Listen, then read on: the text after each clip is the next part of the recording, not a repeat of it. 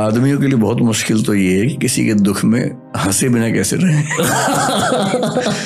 इसलिए कहीं किसी की डेथ हो जाए, आप बिहेवियर देखिए आदमी और औरत का वहां पर क्या है।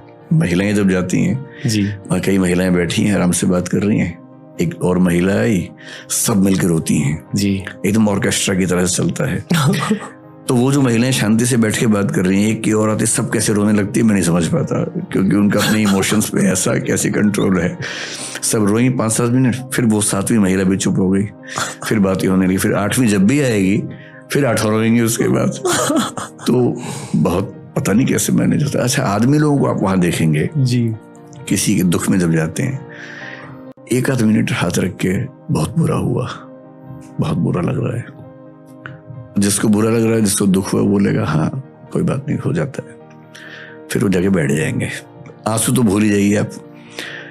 फिर 6 से 7 मिनट जहाँ बैठेंगे, 2-4 मिनट चेहरा नीचे करके सीरियस होंगे, फिर खुसर पुसर शुरू कर देंगे कि भाई सेंसेक्स उठा के नहीं उठा, तुम्हारा काम ठीक चल रहा है। या फिर वो व्यवस्थाओं में लग जाते हैं, पानी पिलाना सबको, जूते सबके लाइन ठीक कर देना, क्योंकि वो दुख व्यक्त करने के माहौल में रह ही नहीं सकते। जी, जी। और आदमियों के साथ एक बहुत बड़ी दिक्कत यह है कि उनकी परवरिश में उनको सिखा देते हैं कि रोना कमजोरी का लक्षण है। अगर तुम्हारी आंख से आंसू निकलता है तुम लड़की हो, लड़का नहीं हो। तो लड़की होना लड़कों के लिए बहुत ही डिमीनिंग सी बात मान ली गई है, जबकि ये महिलाओं की ताकत है कि वो रो सकती हैं। उनकी दवाई भी है, दवाई है जो हमारे पास स्ट्रेस हुआ रो लिए, बात खत्म हो गई जी। एक तो हमारा वैसे ही परवरिश का जो स्ट्रक्चर है गलत है, ऊपर से ये जो वैल्यू सिस्टम है कि रोए तो लड़की हो।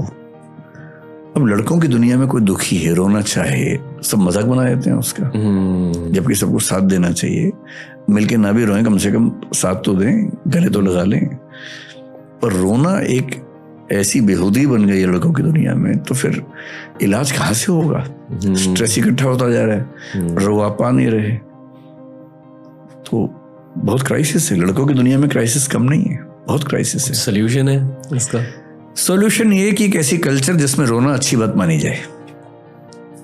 सप्ताह में एक बार रोने का दिन मना लेना चाहिए। जैसे होता है ना, मंगलवार को फास्ट रखना है या फ्राइडे को फास्ट रखना है, ऐसे एक दिन रोने का फिक्स कर दे कि आज रोना ही रोना है, भी आधा घंटा कम से कम रो लो। वो मेरे साथ ध्यान में होता है। हाँ, तो ध्यान में मैंने सुना है कई लोगों को आंसू निकलते हैं। क्योंकि आपको खुद का सामना करना पड़ता है ध्यान में, खुद के जज्बातों का सामना करना पड़ता है। मैं एक बार किसी के फ्यूनरल में गया था, किसी के फैमिली में किसी की डेथ हो गई थी और मेरा दोस्त था वो। तो जब आप मिलते हो फैमिली मेम्बर से फ्यूनरल में, मैंने बस उससे कहा कि यार मैं हूँ तेरे लिए, इशारों से, और वो हंसने लगा अपनी फैमिली के सामने।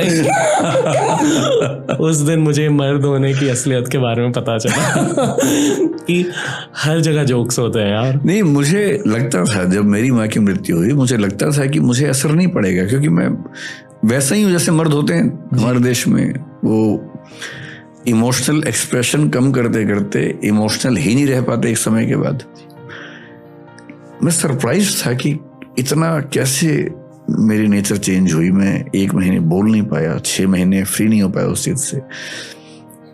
1 साल लग गया मुझे उस माइंडसेट से बाहर निकलने में। इसका मतलब, और मुझे खुशी है कि मैं कम से कम अपनी माँ की मृत्यु पर इतना दुखी हो पाया कि मतलब इमोशंस बचे हुए हैं। ये खुशी की बात है। हर बेटे को इस दौर से गुजरना पड़ता है एट सम स्टेज। गुजरना ही पड़ता है, और बेटा ही गुजरे अच्छा है, माँ ना गुजरे तो ही अच्छा है। मतलब माँ के लिए इस चीज से गुजरना कि बेटा नहीं रहा या बेटी नहीं रही, वो ज्यादा दुख की बात है। तो ज्यादा अच्छा है कि बेटे और बेटी ही इस दर्द को झेलें कि उनकी माँ नहीं रही, पिता नहीं रहे। If you don't mind, as a man, ने क्या सीखा उस फेज से? मैंने सीखा कि जीवन में जब तक कोई व्यक्ति है उसकी कद्र ज्यादा करनी चाहिए, क्योंकि जाने के बाद अब कद्र कितनी भी करेंगे तो वो फायदा नहीं है ना। तो मतलब मैं अपनी माँ का बड़ा सम्मान भी करता था और हमारे बीच में बड़ा प्रेम भी था, पर फिर लगता है कि थोड़ा और समय दे पाता, रोज 1 घंटा और बैठ पाता। ये सब दुख तो होता ही है, और ये दुख सबको होना है।